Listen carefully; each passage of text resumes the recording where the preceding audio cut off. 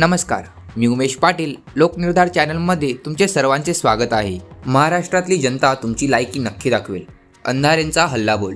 खरंच सत्य आहे, गुणवत्ता आहे, हिम्मत आहे, ताकद आहे, कर्तृत्व आहे आणि महाराष्ट्राच्या जनतानं तुम्हाला स्वीकारले असा तुमचा भ्रम आहे.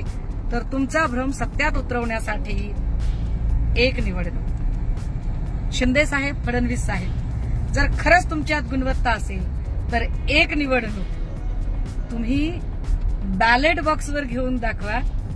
महाराष्ट्राची जनता तुमची लायकी नक्की दाखवा. अध्यक्षांचं अभिनंदन. राहुल नार्वेकरांनी अतिशय योग्य निकाल दिला. देवेंद्र फडणवीसांचं वक्तव्य.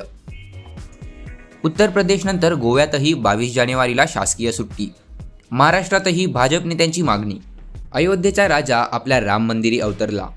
आदर्श शिंदेच्या दमदार आवाजातलं प्रभू श्रीराम गाणं चाहत्यांच्या पसंतीस उतरलं आहे. पुण्यातील श्रीराम ढोल पथकाला अयोध्येचं निमंत्रण. रामाच्या दरबारी होणार ढोल ताशांचा गजर. आज वेळ अमावस्या. सर्व लातूरकर आज शेतात जातात, पूजा करतात.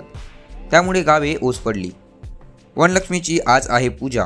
वनभोजनाचा लुटला जातोय आनंद. केंद्र सरकारने नुकताच स्वच्छ सर्वेक्षण पुरस्काराची घोषणा केली.